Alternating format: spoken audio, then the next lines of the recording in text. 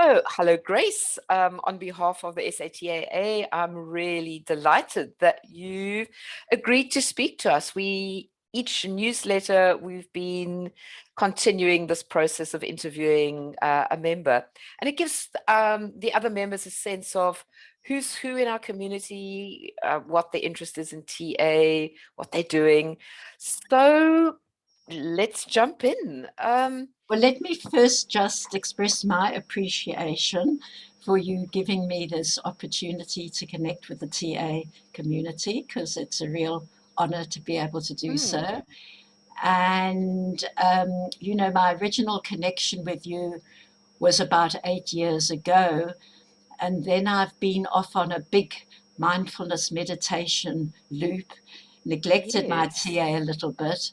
So it's been quite exciting to reconnect with the community and somehow synthesize the inspiration that I got from going into the Hmm. Eastern philosophies and seeing how that links up the Buddhist side of things Yeah, with the yeah. TA theory. So it's a great opportunity for me to express some of my more recent learnings. Lovely. And I'm so curious about how you keep on learning and bringing in other things, the mindfulness, the Buddhist philosophy, the neuroscience. I'm very curious about way back then when you first found me. How did you first even know that such a thing existed as TA? Good question. And I reviewed that yesterday. You know how I found you, Karen? My daughter introduced me to the, what is that network? Where sharing network where you either give money or services. Oh, the talent Talent exchange. exchange. Yeah. Aha. So Danny, my daughter, who knows you, I don't know if you've ever met her, and she was running her business and she encouraged me to go into the talent exchange, and I didn't want to disappoint her. And then I saw you were offering TA at a good price. Mm, And one of my, you sort of asked me, how is it I keep reinventing myself? mm. And one of my definite characteristics is curiosity. Uh-huh. And I also like bargains. Right. So when you were, and my background is in psychology, and I've had a lifelong interest in education and keeping up to date with the latest theories of education, which are evolving and changing all the time.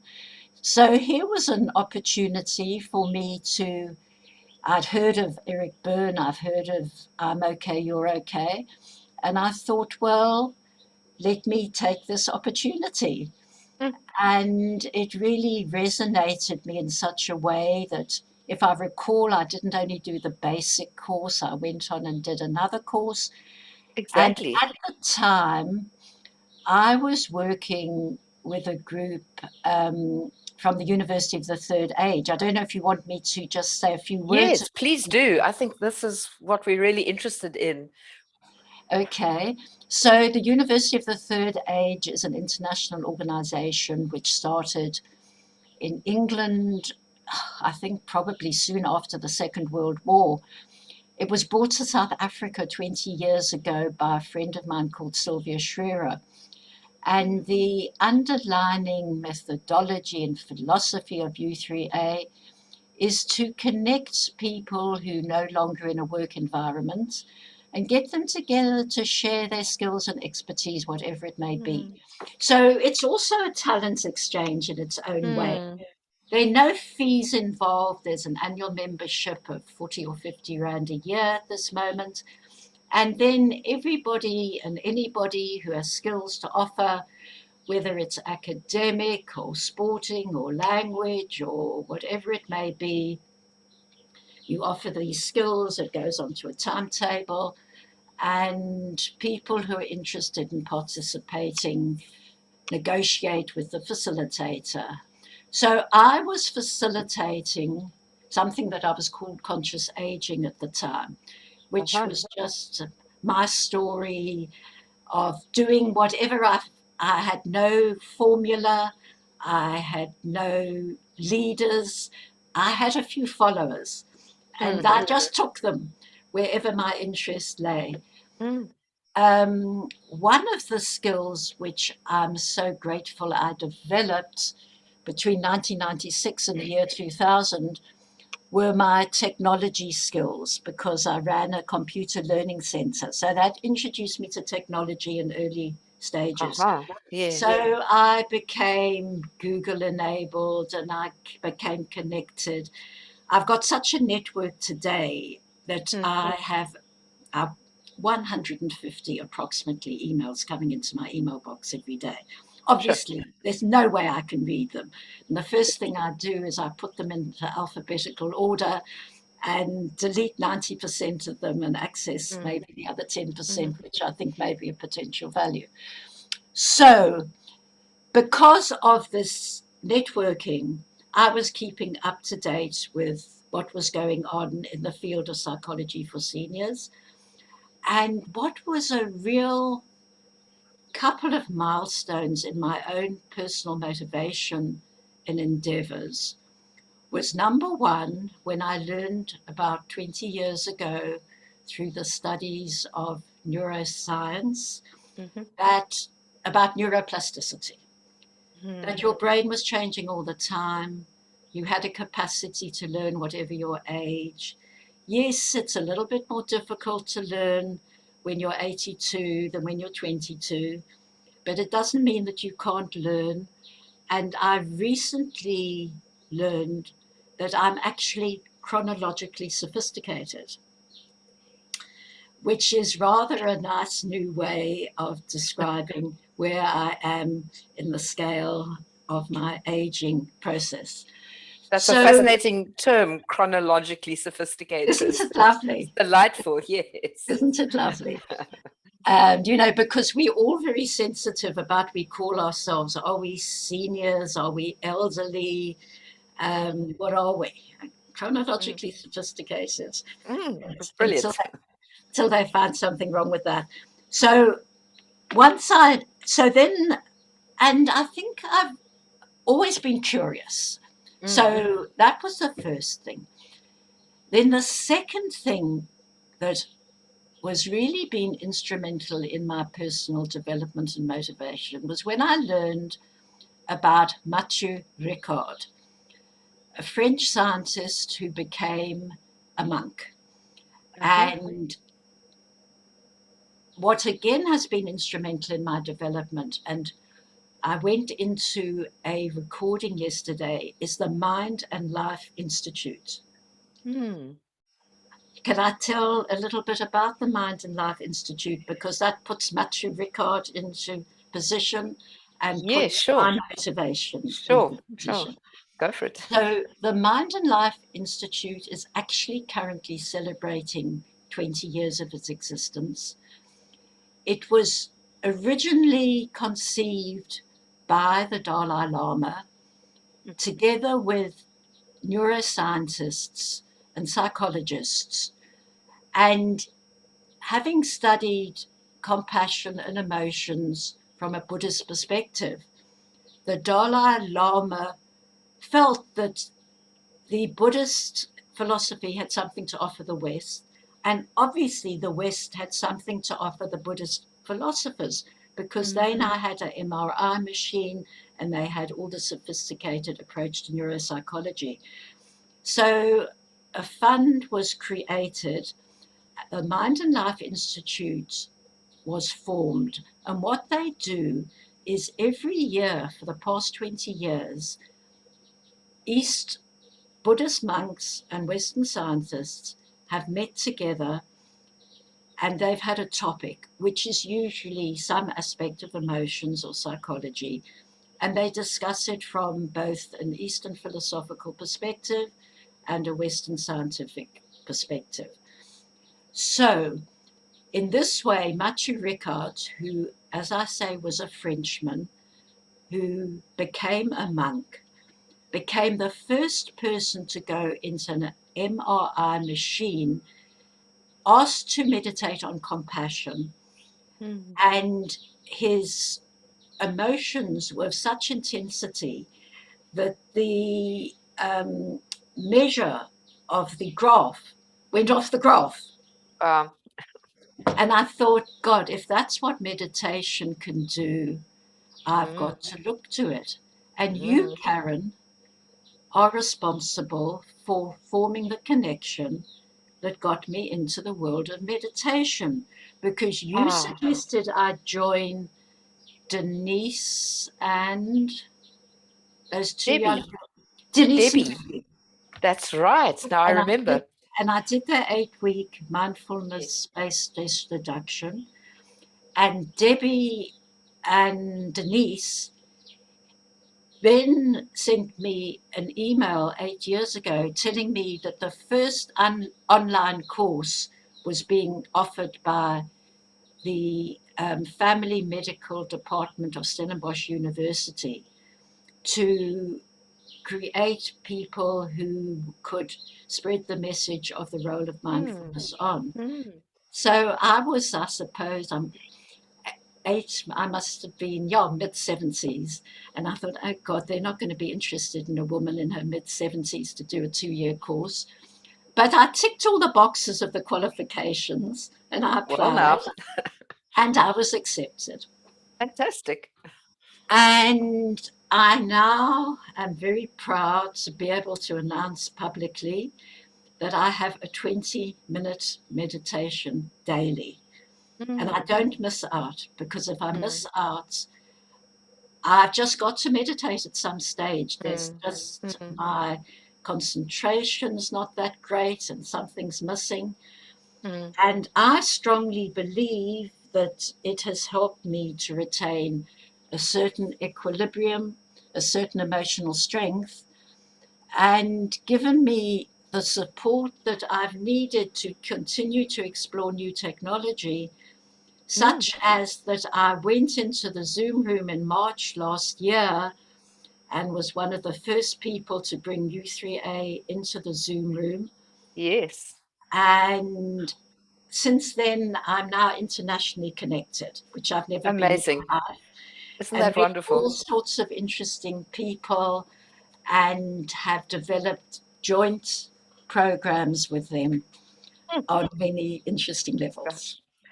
That's so inspiring, Grace, because some people much younger than you go, "Oh, I don't know about this new technology," and they're just so closed. I mean, in TA terms, their script says people like me can't do this, but in my knowing of you, and then losing touch for these years, and then connecting again, you've always been inspiring around.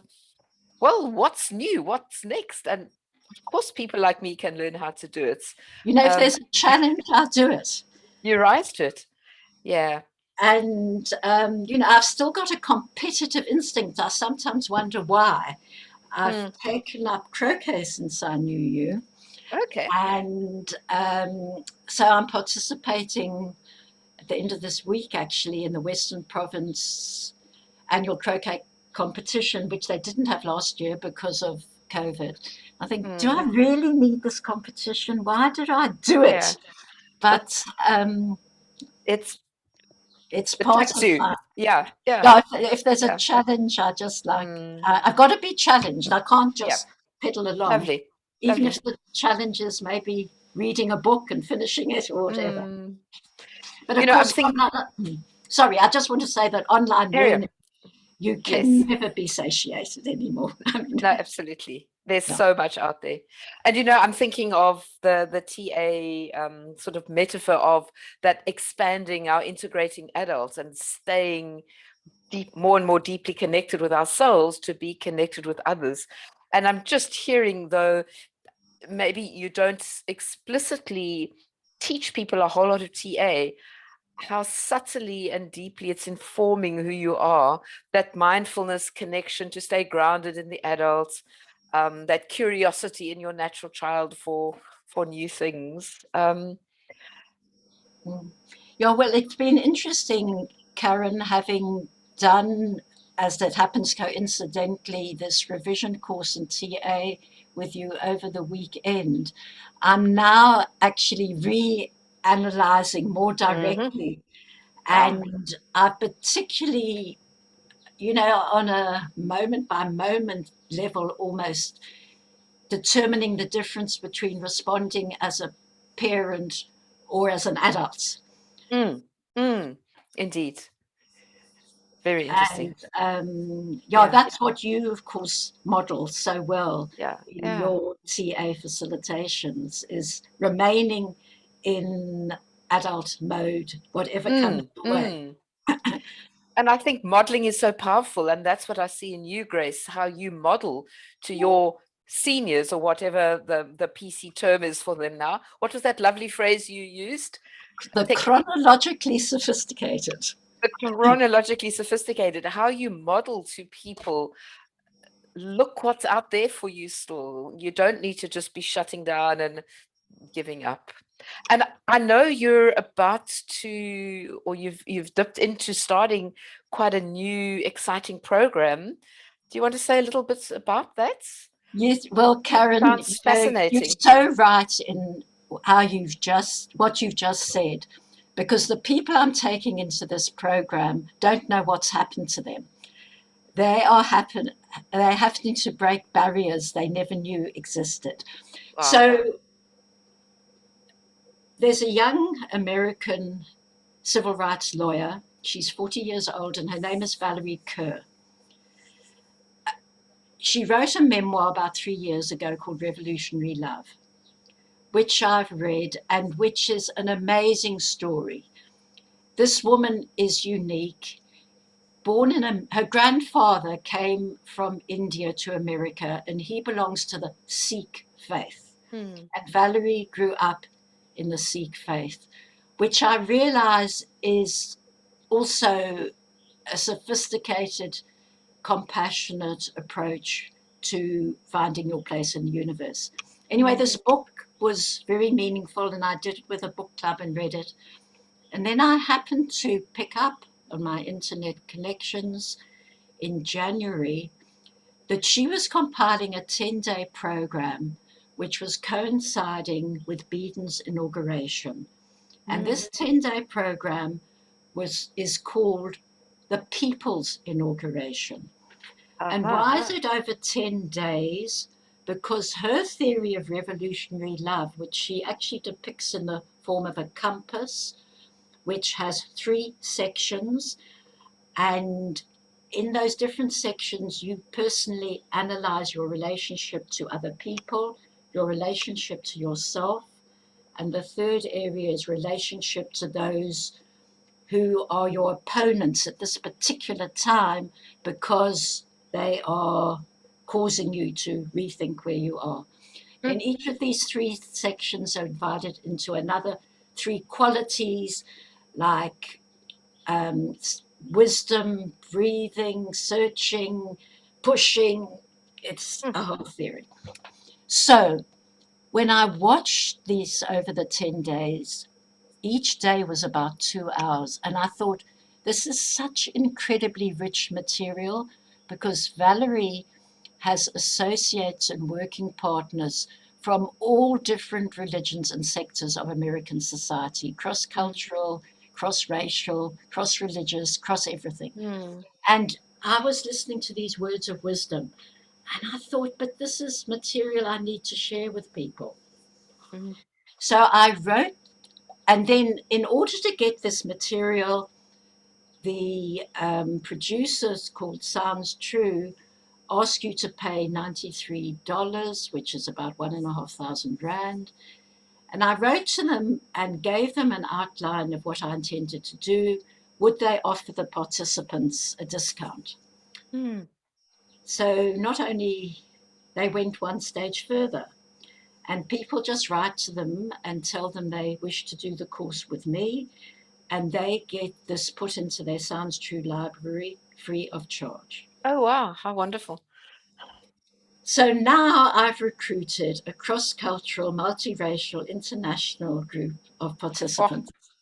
goodness grace. Amazing.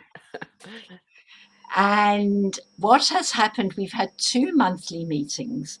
And I realized on the second meeting that, in fact, people didn't know what was going on. They didn't realize what I was expecting of them. So I Mm. spent the second meeting actually just explaining to them how my expectation is that you go into your library, you listen to the recording, I'll give you a few questions to ponder, and then when we come into the meeting, this is what we're going to be doing. Mm. And we're going to go right back to the very beginning again, and we're going to start afresh because Mm. this material you can actually do any number of times and you'll Sure. always find new Sure. things. So it's a big learning step for me as a facilitator. Yeah. And I'm taking all sorts of people out of their comfort zones. People who said, oh, I thought I'd given up learning, or, I didn't know what I was letting myself in for, but you make it sound so interesting. Mm. And so it's a real original endeavor into totally new territory. And I may not be journeying overseas, but I'm journeying into the inner recesses of my motivation and connectivity. Amazing. Yes. Gosh, Grace, you really embody those TA principles of everyone's okay. People can think, people can learn, people can change. We're coming towards the end of our fascinating conversation. Is there a last comment you'd like to say to our members? Well, all I can say is that I do have a blog website which is called www.amindofgrace.co.za. If you'd like to find out anything more about me, connect with me, tell me what you're interested in, and I may just be running a course just for you. And if you're a senior and you feel you've got limitations, just follow me and you will be breaking sound barriers, cognitive barriers, and intellectual barriers. Wow, Grace. You really are a role model for me. I mean, we share the same color hair, but I'm a little bit younger than you. But Absolutely. you Yeah. really inspire me to see how you've just blossomed. It's not even just keeping your cognitive capacities good enough. You've absolutely blossomed from when I first met you and you trained with me to reconnecting. So it's been an absolute pleasure and wishing you well. You might find me on one of your courses one day. They sound Well, fascinating. Karen, thanks for giving me this opportunity to explore my own motivation. Mm, And it's been wonderful reconnecting with you. And I'm sure we're going to find lots more common interests going forward. indeed. And good luck with Indeed. all the wonderful work you're doing for the TA community. Thank you. Thank you, Thanks, Grace. Karen. Bye bye. Bye.